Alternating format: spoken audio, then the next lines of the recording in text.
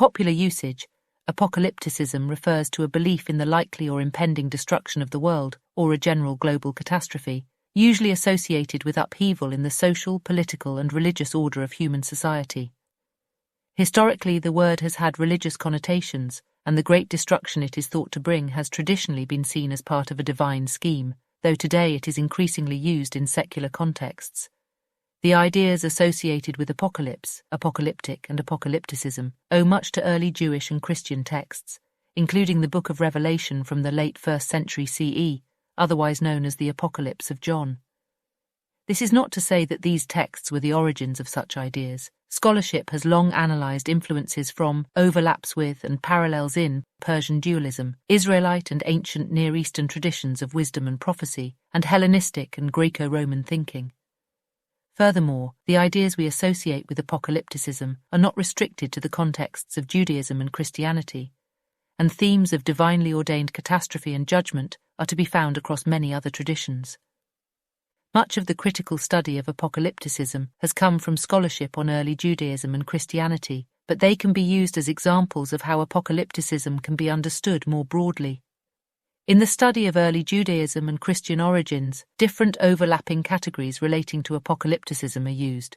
We can begin with the Greek word itself, apocalypsis, meaning revelation, disclosure, or appearance, and its most famous use at the beginning of the book of Revelation. Revelation chapter 1 verses 1 through to 3. The apocalypsis of Jesus Christ, which God gave him to show his servants what must soon take place. He made it known by sending his angel to his servant John, who testified to the word of God and to the testimony of Jesus Christ, even to all that he saw. Blessed is the one who reads aloud the words of the prophecy, and blessed are those who hear and who keep what is written in it, for the time is near. This passage is an example of how apocalypsis refers to the otherworldly revelation John claimed to have received, and apocalypse understood as a disclosure or vision is an important use of the category in critical scholarship. Based on Revelation chapter 1 verses 1 through to 3, apocalypsis can also refer to the contents of the book itself and all its language concerning the future. Thus, we can see why the book is alternatively called Revelation or the Apocalypse of or to John, and we can begin to understand why this book has been so influential in understandings of and assumptions about apocalypticism. It is possible that the opening words of Revelation also suggest that apocalypse could be a genre. That is to say, it may be an example of a type or style of writing known elsewhere in its historical and cultural context. The extent to which there was a known distinctive genre called an apocalypse in the ancient world is still not clear. As John Collins notes, there is no known example of the term being used with reference to a genre prior to the circulation of the Book of Revelation, but after that point apocalypse did become a label for broadly similar types of literature. Regardless of whether we can strictly use apocalypse as a label for a genre, there was a range of texts predating and post-dating Revelation that have a number of shared features, as discussed by various experts in a landmark edition of the journal Semaya from 1979, and developed further in the influential work of Collins himself. This approach understands apocalypse as a type of literature in which a divine or transcendent revelation is given to a human recipient, presented in a narrative framework, and often cast in symbolic or allegorical language. This kind of writing can look to eschatological salvation or transformation of the world, including the assistance of a messianic or supernatural figure, and judgment on or the destruction of the wicked, as well as cosmological revelations. Such themes with differing emphases can be seen in parts of other biblical texts, such as the Old Testament or Hebrew Bible Book of Daniel, and other early Jewish texts which are not found in some biblical canons, such as 1 Enoch and 4 Ezra. Debates and disagreements over genre and labels relating to apocalyptic literature continue, including with reference to the Book of Revelation itself. As Collins has stressed throughout his work, these are necessarily loose definitions, and such traits turn up in literature that would not ordinarily be classified as an apocalypse. It is therefore also helpful to think about apocalyptic ideas and beliefs in broader terms. Visions, transcendent revelations, and pronouncements about eschatology and judgment are found outside the literature conventionally understood to be apocalypses.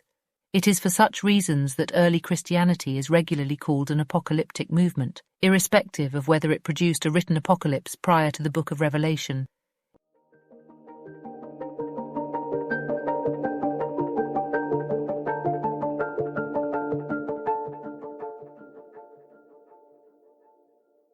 The ideas associated with early Jewish and Christian apocalypticism, and similar ideas in different religious traditions, have formed the basis for the way such language has been employed and understood across cultures and across the centuries, both popularly and by academics.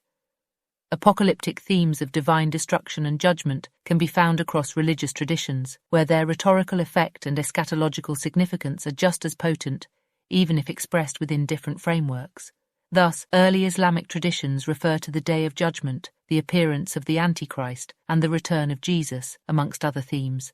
And Dharmic religions express apocalyptic themes within their cyclic conceptions of cosmic time, with cycles of cataclysmic change, eschatological destruction, and a radical remaking of the world in Hinduism, for example.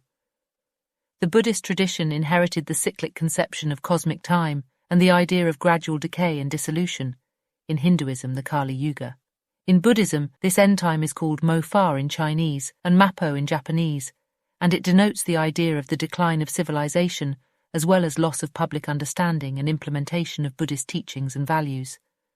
The classic rendering of this within the Theravada Pali Canon is in the Kakavati Sihanada Sutta, or the Sutta on the wheel-turning monarch who roars like a lion. In this text, the Buddha outlines a future time when social strife, warfare, and reduced lifespans are the norm, and also heralds the time of the next Buddha, Metteyya. Ideas and motifs have of course been copied, transformed, ignored, re-emphasized, recontextualized, and even secularized in painting, philosophy, literature, politics, TV and film, video games, music and so on, with different, or seemingly different, emphases emerging, such as averting the apocalypse or a zombie takeover. Even the term apocalypse has taken on different, albeit related meanings from its associations or possible associations with otherworldly revelation and genre, and now regularly refers to some great cataclysmic event, and there is no obvious social context which has a monopoly on producing apocalyptic thinking, from revolutionaries to reactionaries, from pacifists and quietists to advocates of violence. Apocalyptic ideas have been found useful for any number of given causes. We already see such differing social contexts in the early receptions of the first sustained apocalyptic text in the Bible, Daniel. Daniel may have come from the scribal elite, but it was a popular book and was to be read and heard beyond such circles, see for instance Daniel chapter 11 verse 33, and it was interpreted in new and different ways as it moved from its original context in the 2nd century BCE to be popularly used to predict the fall of the Roman Empire. Constant reapplication to a wide range of social and historical settings, up to the 21st century, would be the fate of books like Daniel and Revelation. Thus, over time, and up to the present day, the term apocalypse has likewise developed a broader application in academic and popular thought that goes beyond its more limited theological reference. Perhaps the most notable evolution has been its separation from ideas of the revelation of transcendent or divine truth, and its increasing use as a term for general and cataclysmic change in human life and culture. The Oxford English Dictionary identifies an early form of this usage, for example, in John Swinton's Striking for Life in 1894, which claimed, "In these times there are prophecies of approaching apocalypse." There is a similar later usage, closer to its colloquial sense today, in the American periodical Common Sense in 1940. Washington is preoccupied with the threat of apocalypse across the Atlantic. Catherine Banks has observed of the term apocalypse that more generally today it is used predominantly to refer not only to revelation, but rather only to the end of the world, or at least to the end of civilization as we know it, adding that the end envisaged is usually one brought about not by God but rather by man or by nature. While this might be understood as the emergence of two different forms of the term, it is clear that there is an intellectual lineage linking the two usages, although themes of revelation of transcendent truth and prophecy in the newer forms are less explicitly stated. For example, as Simon James has noted, the professed atheist H.G. Wells frequently used the inherited Jewish and Christian tropes of the end of the world, performing as a secular kind of hellfire preacher. A similar educative, even revelatory intention is identifiable in Cold War discourse and present-day reporting on climate change, as it is in a wide range of pressing recent issues understood as having existential significance for humanity.